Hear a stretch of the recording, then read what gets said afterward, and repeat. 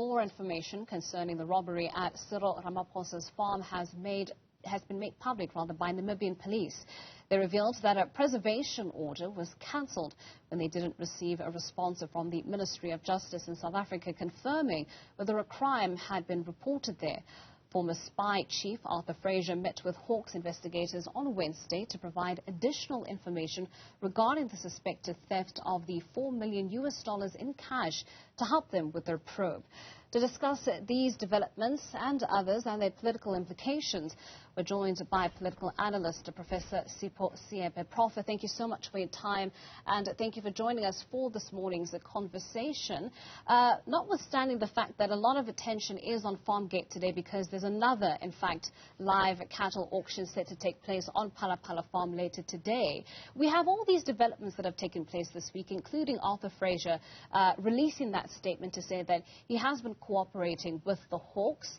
I want us to talk about that a little bit because there are two elements that are standing out, aren't there? The fact that he felt as though this was a professional sort of engagement that he had with the Hawks, and he noted on the expediency of the matter. Is this a positive sign that we should be taking as South Africans? Well, I think the first thing is to make sure that we're not sidetracked by a lot of things that are happening. What is most important for South Africans is, one, whether the president has violated the Constitution and or whether the president has been involved in acts of illegality. And what is emerging is what the leader of the Freedom Front Plus says: we are beginning to have a compounding problem, a compounding crime that suggests that a whole list of violations have occurred.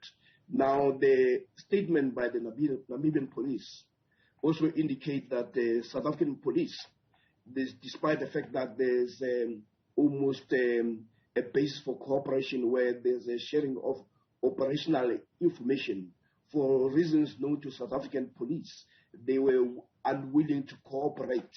And we are, as a part of a country that talks about combating corrupt activities, money laundering, we seem now suddenly reluctant in dealing with this issue on this matter. Then there's an issue that have been reported around the suspect being kidnapped and tortured. All these are acts of illegality.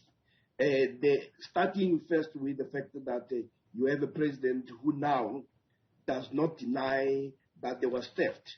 And there's also reasonable proof of that and evidence that there was a massive amount of monies that were stashed, and which also suggest acts of illegality. So if we focus on the issue of violations of the law and violations of the Constitution, things are very clear-cut. Then there's the issue of whether the president can moonlight as a farmer while holding the position as a president. And the Constitution is very clear that the members of cabinet, including the president, cannot be engaged in any other paid work or any income. And if you earn that income, there's issues of SARS, whether that has been reported.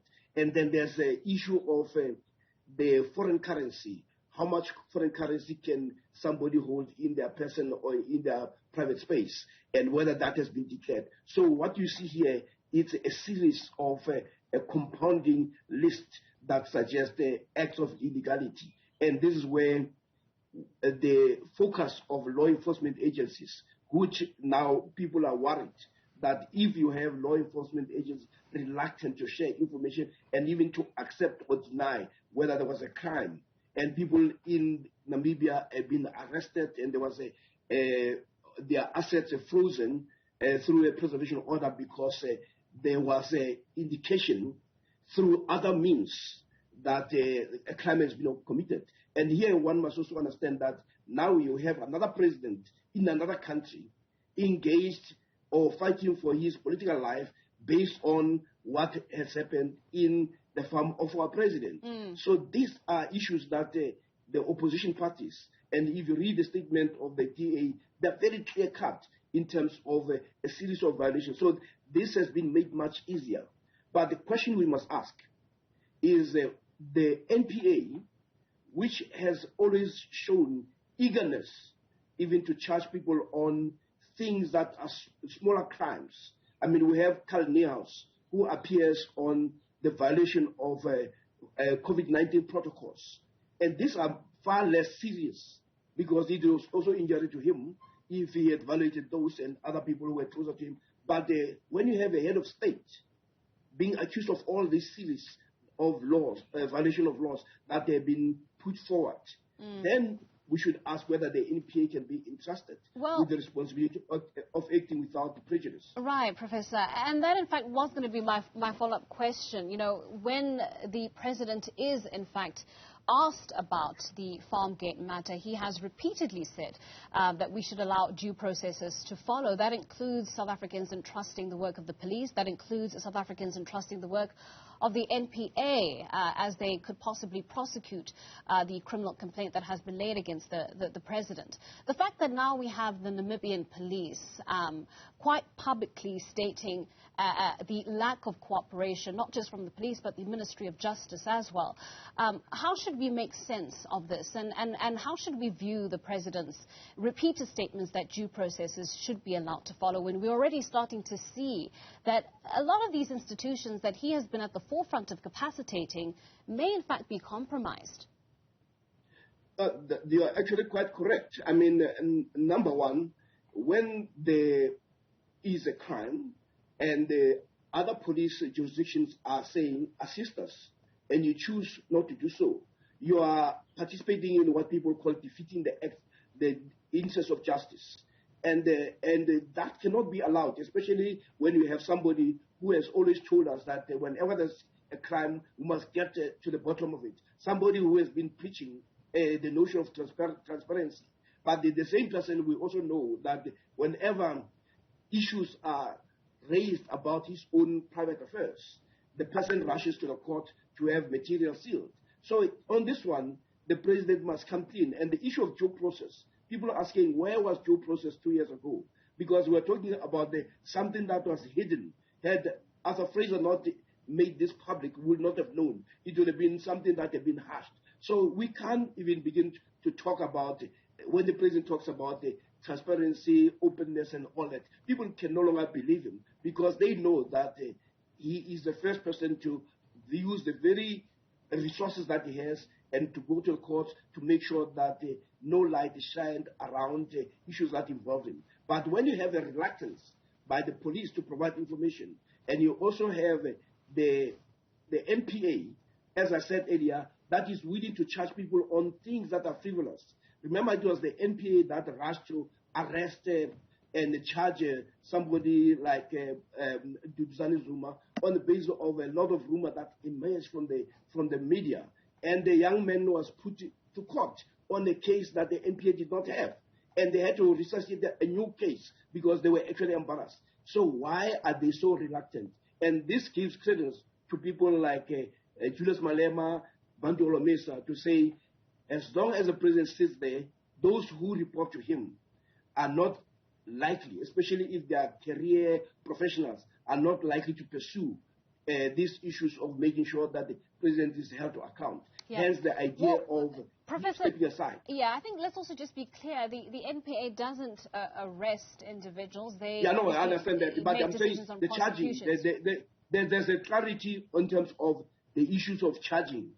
The NPA has been keen to charge people on lesser crimes. Here, everybody, opposition parties, have put it on the table to say, let's deal with this issue. Yes, the police are the ones who arrest, but the issue of violations are very clear-cut. So let us not get sidetracked about these other little issues that are happening. The other issue is there is a issue of a constitutional violation of the Section 96, which says no cabinet member. So the question is the president engaged in any other processes that leads to income, and are these declared? Those are the fundamental issues that we must be focusing on. Yeah. All right, Professor. I also want us to talk about the optics of all of this for the president. Outside of saying that, South Africans should allow due process to unfold, he's also quite repeatedly said that he is willing to haul himself before the ANC's Integrity Commission. Now, this is an internal party political mechanism. It has nothing to do with South Africans. It has nothing to do with the constitution of this country. I think for a lot of South Africans, we would much rather see the president haul himself before a lot of the institutions that we've already discussed, but perhaps even other institutions that are specifically established to uphold our constitutional values, Chapter 9 institutions that are capacitated to conduct investigations. We know that the public protector, right before her suspension, announced plans to do just that. And so what are we to make sense of here? You know, we have a president who is trying to play the individual who wants to be held accountable, who wants to come forward and be transparent, but using party political mechanisms. Why not haul himself before public institutions that South Africans themselves trust? Again, this is the intention to sidetrack and to almost make sure that we don't focus on the things that matter. The Integrity Committee has lost its own integrity. Some people call it a sanitizing booth for people who have been found wanting. And anyway, it is irrelevant when it comes to the issues of our constitutions, our laws. We must focus on what the law provides, what the constitution provides. And those are the things that we must be emphasizing, that has the president violated the constitution? Has the president violated the laws of this country? Has the president collaborated and in a manner that is expected? But this ducking and diving is not going to help him. And right now, like you say, the optics are not very good. And what has been very clear is that even the people who used to support him have become suddenly silent. Their silence is deafening. If it was somebody else, you would have had some foundations who would have gone to the court to say the person must be removed. But what we have now is that the darling of those so-called civil groups or civil organizations has been found wanting, and they do not know how to react to this. So if one must also see that there's a telltale sign of failure or weakness or misconduct, is when you have a president beginning to answer questions that are not asked and diverting us to deal with the issue of Integrity Commission, when in fact we should be dealing with law enforcement agencies and institutions of democracy that have been established to deal with this malfeasance and corruption and misconduct. Well, Professor, thank you so much. We are unfortunately going to have to leave it there. That's political analyst Professor Sipho Seepe helping us to further unpack the latest developments regarding Farmgate.